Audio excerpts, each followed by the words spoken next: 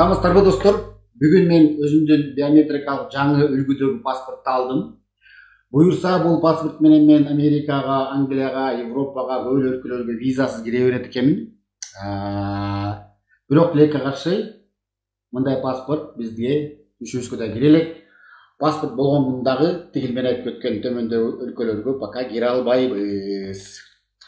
Себеп дегенде бизде бул паспорт келгече эле бул мындай 2004-жылы чыккан үлгүдөгү паспорттор азыр өзүңүздөргө маалым болгондой жок калды, почти жок калды, азыр бербей калды. Себеп дегенде биздин биометрикалык жаңы паспортубуз 2020-25 декабрдан баштап берилмек. Андан кийин булар 2021 апрелде берилет деди. Анан мына жакында эле 10 мартта Акын Мамбеталиев азыркы ГРСтин башкаруучусу бир видео кайрылуу кылды. Ошону көрүп алып туруп, андан кийин уланталы. Пользуясь случаем, хотелось бы обратиться к гражданам. Я понимаю всю ответственность, которую несу на должной должности. Приношу свои извинения за то, что недолжным образом контролировал данный проект. Предлагаем все усилия, чтобы запустить 1 мая и выдавать всем загранпаспорта. Спасибо за внимание. Эми, да карасаңар экен. Ал коркуп үркүп бул Акын деген жигит кайрылуу кылды. Эми бул жаңы келген, февралда келген адам. Бирок бул жанагы митингчилер менен, активисттер менен кыйкырып өкүнүп жүрүп, случайно кызматка келип калса түшүнмөкпүз. Эми жаңы келди, билбей калды, кечиримдүү болсун деп. Бирок бул адам деген мурун тиги инфокомдун зам директору болуп жүргөн адам да. Бул ошонун ичинде ушул системаларды куруп, электрондук системаларды кол коюуну куруп жүргөн адам келип иштеп отуруп алып, азыр кечирим сурап атат. Ошондо дагы өзүңүздөр көргөндөй коркуп үркүп атат. Себеп деген ал өзү билет май айында паспорт берилбээрин билет да, берилбээринчи. Анан кийин мына 17-синде эле жакында кайра экономика жана финансы министрлигинин жана орун басары Данияр Иманалиев деген айтып чыкты. Жок, май айында мындай паспорттар берилбейт. Себеп дегенде анын түшүндүрмөсү боюнча азыркы могу паспортко келе турган чипке биздин данныйларды кантип киргизерин да чече элек экен.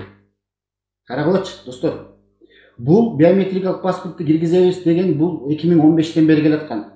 2018-жылы өзүңүздөр билгендей тендер өткөзүшүп, 2019-жылы ошол жактагы ошол жанагы Алина Шаикова деген ГРСтин начальниги ошондо иш козголуп качып кеткен.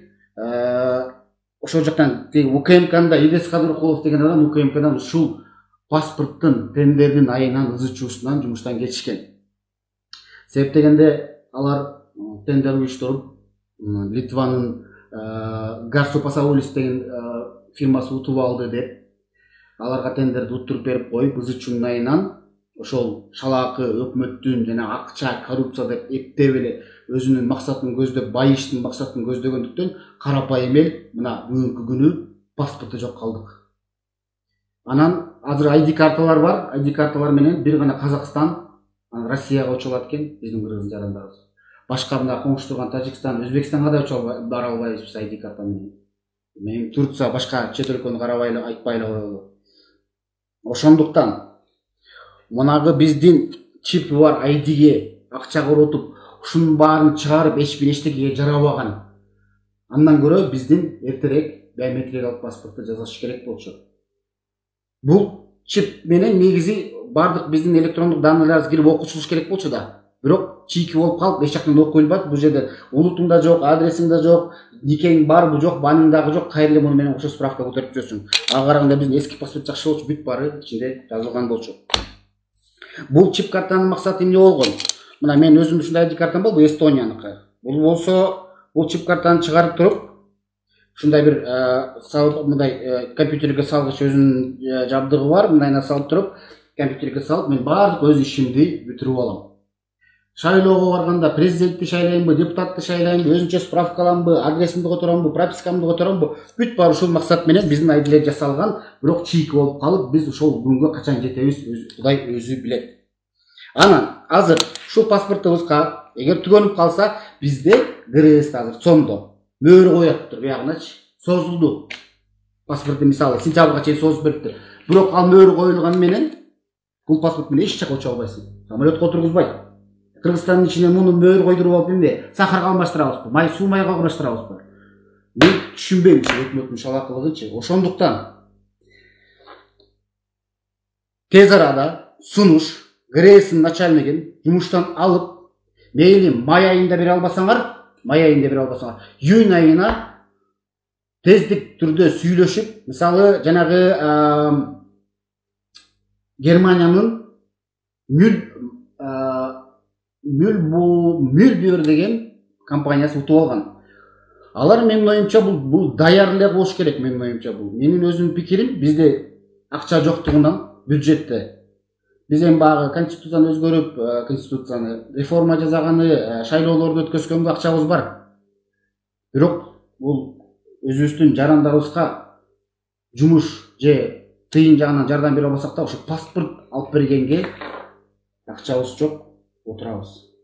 Ошондуктан тездик түрдө Улукбек Марипов, урматтуу премьер-министр, алыңыз ГРЭС начальнигин. Нормальный адам келип, май айы болбосо дагы июнь айынын ичинде паспорттар бериле баштасын. Элибиз иттак кыйналып атат, Эмне кылалы? Бияктан жумуш болбосо эптеп паспорт алып барып бир чет элге болуп иштеп бала бакырам багыш керекпи? Же силердин делегаттыгы шалаакыларыңар бири-бириңердин креслолорун алмаштырып, бири-бириңерден өч алып жүрө бергендиктен биз карапайым эл кыйналыш керекпи? Кечирип эмоцияга алып турам эс айтып ийсем, бирок видеону бөлүшүп коюңуздар суранам. Рахмат.